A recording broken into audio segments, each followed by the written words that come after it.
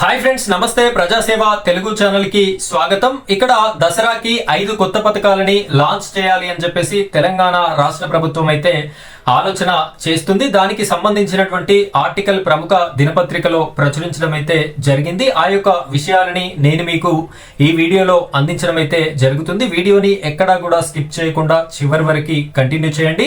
మొదటిసారి కనుక మీరు మన ఛానల్ ని చూస్తున్నట్టయితే ఈ యొక్క వీడియోకి తప్పనిసరిగా లైక్ చేయండి. అదే విధంగా మన ఛానల్ ని సబ్స్క్రైబ్ చేసుకోండి. పక్కనే బెల్ ఐకాన్ ఉంటుంది, దానిపైన ట్యాప్ చేసి ఆల్ అని సెలెక్ట్ చేసుకోండి. ఇలాంటి వీడియోస్ అన్ని కూడా మీ వరకు ఎప్పటికప్పుడైతే రావడం జరుగుతుంది. ఇక్కడ నేను మీకు స్క్రీన్ లో ప్రముఖ దినపత్రికలో వచ్చినటువంటి ఆర్టికల్ ని చూపిస్తూ ఎక్స్ప్లెయిన్ చేస్తాను. మీరు ఇక్కడ చూడొచ్చు. ఫ్రెండ్స్, ఇక్కడ మీరు చూసినట్టయితే దసరా గిఫ్ట్ గా కొత్త పథకాలు అని చెప్పేసి ఈ యొక్క దినపత్రిక ప్రచురించడం అయితే జరిగింది. పెండింగ్ స్కీముల అమలుకి యోచన, ఆరా తీస్తున్న ప్రభుత్వం, సై అంటున్న సీఎం రేవంత్, ఆర్థిక భారాలపై వివరాల సేకరణ పూర్తి అని చెప్పేసి మనకి కనిపిస్తుంది. విజయదశమి నాటికి విమర్శలకి పని లేకుండా పథకాలన్నీ అమలు చేయాలని తెలంగాణ ప్రభుత్వం యోచిస్తుంది. ఎప్పటి వరకు ముహూర్తాన్ని ఫిక్స్ చేశారు అంటే ఈ యొక్క దసరా విజయదశమిని పురస్కరించుకొని అప్పటి వరకు ఈ ప్రతిపక్ష పార్టీలు విమర్శలని ఎక్కువ పెట్టకుండా ఉండే విధంగా ప్రతి హామీని వారు ఏదైతే ఎన్నికల మేనిఫెస్టోలో భాగంగా హామీలని ఇవ్వడం అయితే జరిగిందో, మహాలక్ష్మి స్కీమ్ కానివ్వండి, గృహజ్యోతి స్కీమ్ కానివ్వండి, ఈ యొక్క వ్యవసాయ కూలీలకి సంబంధించినటువంటి ఇందిరమ్మ ఆత్మీయ భరోసా కానివ్వండి, కౌలు రైతులకి సంబంధించినటువంటి ఆ యొక్క పథకం కానివ్వండి, అదే విధంగా రైతు భరోసాకి సంబంధించినటువంటి పథకానికి సంబంధించిన నిధులను కానివ్వండి, అదే విధంగా పలు రకాల పెన్షన్స్ కి సంబంధించినటువంటి పెంపుదలకి సంబంధించినటువంటి హామీలను కానివ్వండి, ఇవన్నీ కూడా ఈ విజయదశమిని పురస్కరించుకొని క్లియర్ చేయాలి. క్లియర్ చేసి ఈ ప్రతిపక్షాలకి చేసేటటువంటి విమర్శలకి తావు లేకుండా ఉండాలి అని చెప్పేసి సీఎం రేవంత్ రెడ్డి గారు అయితే ఆలోచన చేయడం జరుగుతుంది. దానికి ఉన్నత స్థాయి నిపుణులతో కూడా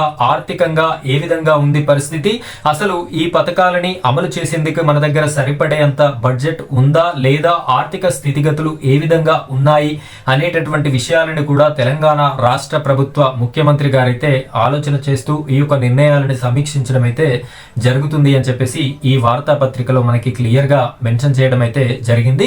ఈ యొక్క దినపత్రికలో ప్రచురించినటువంటి పెండింగ్ పథకాలు ఏమేమి ఉన్నాయని చెప్పేసి కూడా ప్రచురించడం అయితే జరిగింది. దాని గురించి కూడా ఒకసారి మనం చూసుకున్నట్టయితే కింద ప్రారంభం కావాల్సి ఉన్న పథకాలు అని చెప్పేసి మనకి కనిపిస్తుంది. క్లియర్ గా చూడండి.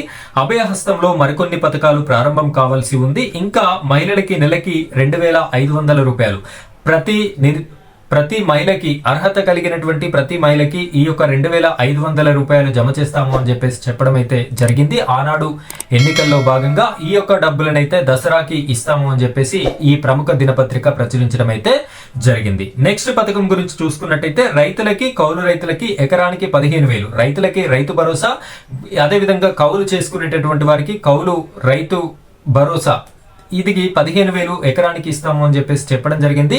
అది కూడా పెండింగ్ లోనే ఉన్నట్టుగా మనకైతే ఇక్కడ ప్రచురించడం జరిగింది. అదే విధంగా వ్యవసాయ కూలీలకి, భూమి లేనటువంటి వ్యవసాయ కూలీలు ఎవరైతే ఉన్నారో వారికి 12,000 రూపాయలు ఇస్తాము అని చెప్పేసి చెప్పడం జరిగింది. ఆ యొక్క ఇన్ఫర్మేషన్ ని కూడా ఇక్కడైతే మెన్షన్ చేయడం జరిగింది. ఇల్లు లేని నిరుపేదలకి స్థలం, అదే విధంగా రూపాయలు 5 లక్షలు, ఇదివరకు ఇందిరమ్మ ఇండ్ల పేరిట స్థలం ఉన్నటువంటి వారికి 5 లక్షల రూపాయలతో ఇళ్లనైతే ఇవ్వడం జరిగింది. ఇప్పుడు ఈ ఇల్లు కట్టుకోవడానికి స్థలం లేనటువంటి వారికి స్థలంతో పాటుగా 5 లక్షల రూపాయలు ఇచ్చేటటువంటి ఆస్కారం అయితే కనిపిస్తుంది. నెక్స్ట్, విద్యార్థులకి 5 లక్షలు విద్యా భరోసా కార్డు, పెన్షన్ రూపాయలు 4,000కి పెంపు కార్యక్రమాలను శ్రీకారం చుట్టాల్సి ఉంది. ఇక్కడ పెన్షన్ అయితే సాధారణ పెన్షన్ 2,000 నుండి 4,000 రూపాయలకి, వికలాంగుల పెన్షన్ 4,000 రూపాయల నుండి 6,000 రూపాయలకి చేస్తాము అని చెప్పేసి హామీ ఇవ్వడం జరిగింది. ఆ హామీలో భాగంగా వాటిని కూడా నెరవేర్చాల్సి అయితే ఉంది. రాష్ట్ర ప్రభుత్వం అయితే మాట ఇవ్వడం జరిగింది. సో ఇచ్చినటువంటి మాట ప్రకారం వీరైతే దసరా నుండి అమలు చేస్తాము అని చెప్పేసి క్లియర్ గా మెన్షన్ చేయడం అయితే జరిగింది.